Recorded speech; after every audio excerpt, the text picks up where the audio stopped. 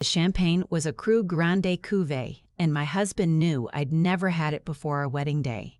He poured it the way he always did, slowly, watching the bubbles climb the flute like he was admiring a painting. We were sitting at a window table at Le Cuckoo in Soho, the same restaurant where he proposed 7 years ago. Outside, a March drizzle was turning the sidewalk dark and shiny, and the headlights from the cabs on Lafayette Street kept bleeding across the glass in long red streaks. "To us," he said, lifting his glass, "7 years." I lifted mine. I smiled. I remember thinking my face hurt a little from holding the smile so long, and I didn't know why. That's when my phone buzzed against my thigh under the table. I almost didn't look. He hated when I checked my phone at dinner, said it was rude, said it reminded him of his mother who used to take work calls during their family meals when he was a kid. He told me that story on our second date and I'd held his hand across the table, and now 7 years later I was still trying to never be his mother. But something made me look. I don't know what. I tell people now it was instinct, but the truth is messier than that. The truth is, I've been feeling wrong for weeks. Not anything I could put my finger on. Just the way he watched me drink my morning coffee. The way he started asking, every single night, whether I'd taken the new supplements his friend had sent over from the clinic in Switzerland. I tilted the phone toward my lap. Unknown number. The message was 4 lines. "Get up. Don't finish that drink. Walk out the front door right now. I'll explain when you're safe." I felt my chest do something strange, like all the air went out of it at once and then came back in too fast. I looked up at my husband. He was still holding his glass, still smiling. That warm, easy smile that had made me trust him on the day we met at a friend's gallery opening in Chelsea 8 years ago. "You okay, sweetheart?" he said. "You look pale." "Yeah," I said. "Yeah, the wine. It's champagne." He laughed. "Drink up. We have the whole night." The phone buzzed again. "He is watching you? Don't react. Don't show him the phone. Go to the bathroom first if you need a reason. I should tell you something about myself before I go any further. My name is Hadley Vance. I was 31 years old that night. I'm a curator at a small private foundation in the city, and my husband had been a hedge fund analyst when I met him and a private wealth advisor with his own boutique firm by the time we got married. We lived in a brownstone in Park Slope. We had a French bulldog named Mustard, who I loved more than was probably reasonable. We were the couple your single friends used as evidence that good men still existed. I had lost a baby the year before. 16 weeks. A girl. We had already painted the nursery a soft butter yellow, and he had been the one to hold me in the hospital bed and tell me it wasn't my fault, even though some part of me has never stopped believing it was. After that, I'd had headaches all the time, stomach trouble, a weird metallic taste in my mouth that wouldn't go away. The doctor said it was grief. Grief in the body, they said. He nodded along at every appointment, holding my hand, asking the right questions, and his friend in Switzerland sent the supplements that were supposed to help me recover. I had been taking them every morning for 10 months. I picked up my purse. "I'll be right back," I said. "Bathroom." He half stood the way he always did when I left a table, that old money gesture his mother had drilled into him. Mustard was at home with the dog walker. The apartment was 8 blocks from the restaurant. My passport was in the safe in our bedroom closet. My sister Briar lived in Hoboken, 23 minutes by PATH train. I walked toward the bathroom. I did not look back. The bathroom at Le Cuckoo is downstairs. I went down the stairs and I kept going. I went past the bathroom door. I went down a service hallway lined with stacked wine crates, and at the end of the hallway there was a door propped open with a folded pizza box, and beyond the door there was an alley. I pushed through, and I stood in the alley in my black silk dress with my heels sinking into wet trash, and I started to shake. The phone buzzed a 3rd time. "Walk to Houston. Get in the gray Subaru. License plate ending 4471. The driver's name is Reeve. She is my partner. You can trust her." She is my partner. I read that line twice. I had no idea who she was. I had no idea who was sending these messages. I had no idea why my husband, who had loved me through the worst year of my life, was supposedly poisoning me at a celebration of our marriage in one of the most expensive restaurants in Manhattan. I walked to Houston Street. My phone was buzzing now with my husband's calls. I declined them. I kept walking. The gray Subaru was at the corner. The driver was a black woman in her 40s, with lokes pulled back and a leather jacket that had seen real weather. She rolled down the window. "Hadley?" she said. I nodded. "Get in. Back seat. Lie down across it. Now." I got in. I lay down. The car pulled into traffic. "Reeve," she said, glancing at me in the rear view. "I'm a private investigator. I'd been working a case against your husband for almost 2 years." 2 years, I said. The word came out flat. "There are other women, Hadley." The car turned. We were heading north on 6th Avenue. The streetlights flashed across the ceiling of the Subaru in this rhythm I still remember, this low strobing pulse, and I closed my eyes against it. "How many?" "That we know of." 4. "Are they?" "2 are dead. One is in a memory care facility in Connecticut. She's 44 years old. She doesn't know her own name." Reeve's voice was very steady. "The 4th was the one who hired me. Her name was Calla. She was his first wife. He was married before he met you. He was never married before me. He was married to Calla Whitford from 2011 to 2014. She survived, barely. She spent 18 months in a coma. When she woke up, she had nothing left, no money, no memory of him, no proof of anything except a wedding ring her sister had kept.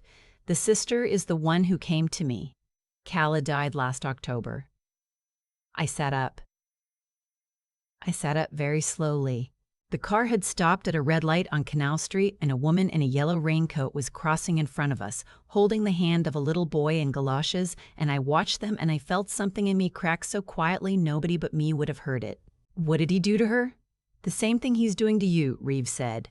"Heavy metal poisoning. Thallium, most likely, or some compound that includes it. Slow dose. Hard to detect unless you know what to look for. It mimics chronic fatigue, mimics depression, mimics neurological decline. It makes the victim look like she's just sick. By the time anyone figures it out, the damage is permanent or the victim is dead. He inherits. He moves on." "Inherits what?" My voice did not sound like my voice. "I don't have any money." "He's the one with money." Reeve looked at me in the mirror. "Hadley, your grandfather left you the foundation." I went still. My grandfather had died in February. He had left me a controlling interest in the Vance Family Foundation, which my mother had refused on principle 30 years ago, and which my sister Briar had no interest in running. It was worth, on paper, somewhere around $42 million. I had not touched it. I had not even gone to the lawyer's office to sign the final paperwork because I'd been too tired, because my hands shook in the mornings, because everything took twice as long as it used to. "He doesn't know about that," I said. "I haven't told him." "He knows," Reeve said. "He's known since the day the will was filed. He has a relationship with someone at the firm that handled it. We've been tracking that connection for 14 months. I leaned my head against the cold window. I thought about the morning a week ago when I had been too dizzy to stand up from the bathtub. I had called out for him, and he had come in and lifted me out and dried me off and put me in bed. And the whole time he had been singing under his breath, this little tuneless thing he did. And I had thought how lucky I was to be loved by someone who would carry me to bed when I was too weak to walk. He had been carrying me to bed so that he could keep killing me. I leaned over and I threw up on the floor of Reeve's car. She didn't say anything. She handed me a wad of fast food napkins from the passenger seat and she kept driving. I cleaned up what I could. I started crying. I cried for maybe 10 minutes and she let me. And when I was done, she said, "Hadley, I need you to listen to me. We have a chance to put him away for the rest of his life, but I need your help." "Tonight," I said. "He thinks you went to the bathroom. He's probably starting to wonder. In about 10 minutes, he's going to call you again. You're going to answer. You're going to tell him your sister had a fall.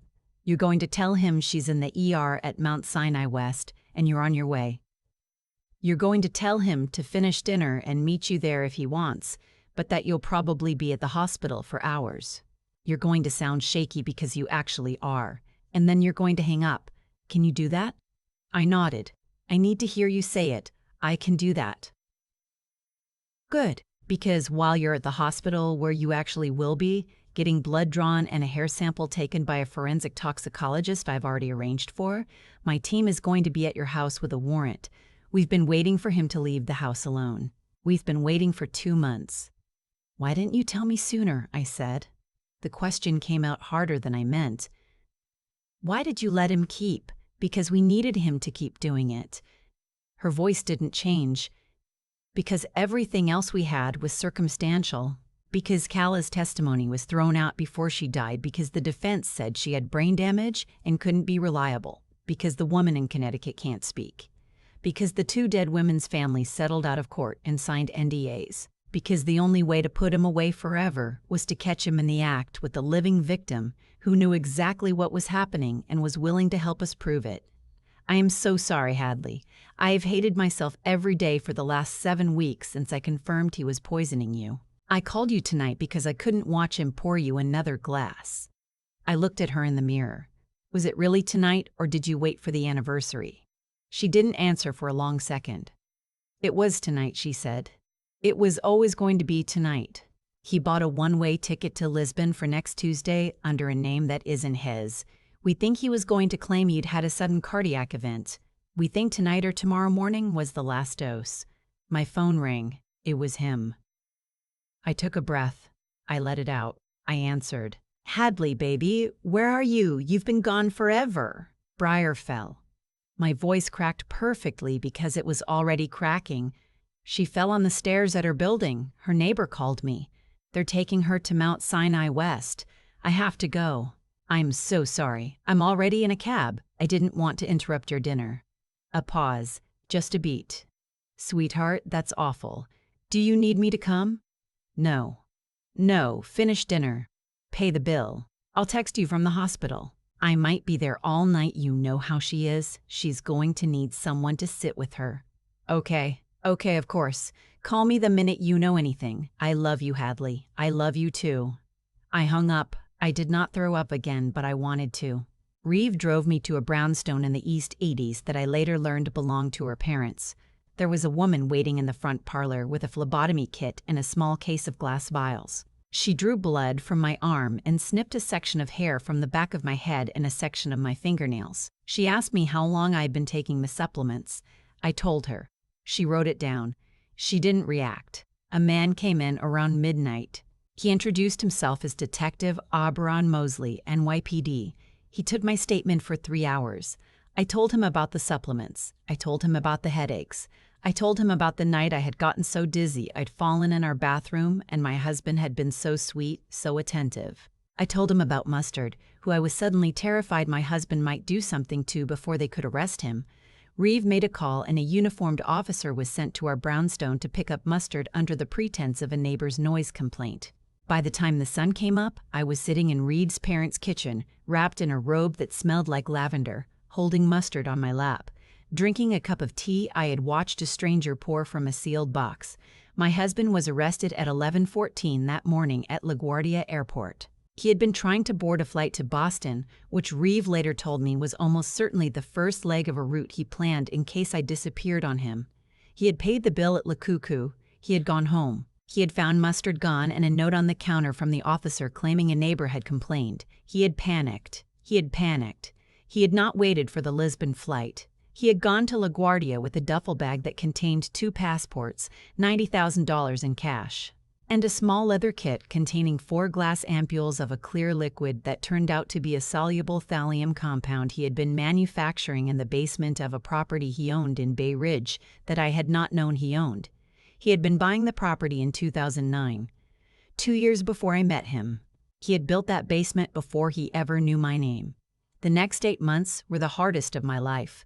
Detective Mosley and a federal task force built the case.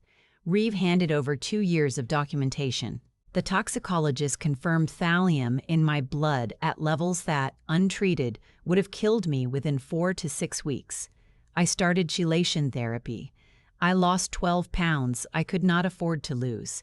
My hair came out in handfuls for a while and then stopped. Briar moved into the brownstone with me. We slept in the same bed for the first 3 months because I couldn't be alone in the dark. The trial took place the following February. My husband's defense was that he had no idea what was in the supplements, that he had trusted his friend in Switzerland, that he had been duped by an old college acquaintance who was now conveniently dead. The friend was real. The friend had died of a heart attack in 2022. My husband had been buying compounds from a chemical supplier in Slovenia under that dead friend's name for 6 years. The prosecution called 27 witnesses. They called the sister of his first wife. They called the brother of the woman in Connecticut who broke down on the stand and had to be helped from the courtroom. They called the families of the 2 dead women, freed from their NDAs by a judge who had read the evidence and decided that justice was bigger than a settlement agreement. They called Reeve. They called Detective Mosley. They called me. I sat in that witness box for 2 days. I wore a navy blue suit. I did not cry. I had decided before I walked in that I would not cry in front of him, and I did not. I looked at him exactly once. He was wearing a gray suit, and his hair had gone grayer in jail. He looked at me, and his face did something I had never seen it do before, which was nothing at all. There was nothing in it. There had never been anything in it. The warm, easy smile of the man I had married was an artifact, a trained expression, a tool. The real face was the one he was wearing in that courtroom, blank as a window with the blinds drawn, and I understood as I sat there that I had never been married to a person. I had been married to a costume. The jury was out for 9 hours. They came back with guilty on every count. First-degree murder for the 2 dead women, which the prosecution had been able to pursue once we had the manufacturing evidence and the chemical supply records. Attempted murder for me and for the woman in Connecticut whose name was Sephora and who I have since visited 4 times because her brother said she sometimes seems to know that someone is sitting with her, and I want to be one of the someones. Multiple counts of fraud, identity theft, illegal manufacture of a controlled substance. He was sentenced to consecutive life sentences without the possibility of parole. In the hallway after the verdict, an older woman I had never seen before came up to me. She introduced herself as Cala's sister. She was the one who had hired Reeve. She took both of my hands in hers and she said, "She would have wanted you to know that you finished what she started." And then she walked away, and I stood in that hallway and I finally cried. Finally, for Cala and for Sephora, and for the 2 women whose names I had memorized and would not forget, and for the girl I had lost a year and a half before, and for the woman I had been on the night I sat down to that anniversary dinner and trusted the person across from me. It has been almost 3 years now. The Vance Family Foundation still exists. I run it. The first thing I did when I took it over was create a fund called the Cala Fund, which provides legal and forensic resources to women who suspect they are being harmed by intimate partners and cannot prove it. We have helped 146 women since we opened. 3 of those women are alive today because of forensic toxicology screenings we paid for. I have met 2 of them. The 3rd did not want to meet me, and I respect that, and I think about her sometimes. Reeve and I are friends now. She still works cases. We have dinner once a month. She always orders the same thing. I always order something different because I've decided that one of the small acts of being alive is letting myself be surprised by a menu. Mustard is now 11. She sleeps on my bed every night. I am telling you all of this because I want you to know something. I want you to know that when your body is trying to tell you something, your body is not making it up. The metallic taste in my mouth was not grief. The headaches were not grief. The dizziness was not grief. Grief is a real thing, and it does live in the body, but it does not, in my experience, taste like a penny dissolving on your tongue every morning for 10 months. If your body is telling you something is wrong, please, please listen to it. Get the blood work. Get the hair sample. Go to a doctor who does not know your partner. Tell your sister. Tell your best friend. Tell a stranger if you have to. Tell someone who is not the person handing you the glass. And if you ever get a message from a number you don't know that tells you to stand up and leave a room, I want you to consider, just for 1 second, the possibility that whoever is sending it knows something you don't yet know about your own life. I considered it for 1 second. That 1 second is the reason I'm here to tell you this. I think about that 1 second all the time, the single second between reading the message and deciding to listen to it. There is a version of my life where I didn't. There is a version where I put the phone face down on my thigh and finished the champagne and laughed at one of my husband's jokes and went home and took my morning supplement the next day and the day after that. And 4 to 6 weeks later, there is a funeral in Brooklyn and a man in a gray suit accepting condolences and a one-way ticket to Lisbon that no one ever finds. That version exists somewhere, and I owe everything I have now to a woman I had never met who decided she could not watch one more glass be poured. What I learned, sitting in that courtroom and watching the face of a man I had loved for 8 years go completely blank, is that evil is patient. He bought that house in Bay Ridge 2 years before he ever knew my name. He built the basement before our first date. He had already decided in some abstract way what kind of woman he would need to find, and then he went looking for her, and I happened to be the one who walked into that gallery in Chelsea on a Thursday night in October. None of it was love. None of it was even hatred. It was logistics. And I think that is the hardest thing I have ever had to accept, that I was not betrayed by a person who lost their way. I was a project to a person who never had a way to lose. But I also learned that good people are patient too. Reeve worked for almost 2 years before she could pull me out of that restaurant. Kala's sister carried her grief for years and turned it into a phone call to an investigator. Detective Mosley built a case in the dark, piece by piece, because he refused to let the women in Connecticut and the women in the ground be the end of the story. None of them knew me. None of them owed me anything. They did the work anyway because they believed that what is wrong should be made right, and that belief is not naive. It is muscle, and it is built one decision at a time over years. So if you take anything from what I have told you, take this. Your instincts are not hysteria. The metallic taste is not in your head. The friend who keeps showing up uninvited is not paranoid. The body knows before the mind is willing to admit it knows, and the mind catches up only when we give the body permission to be believed.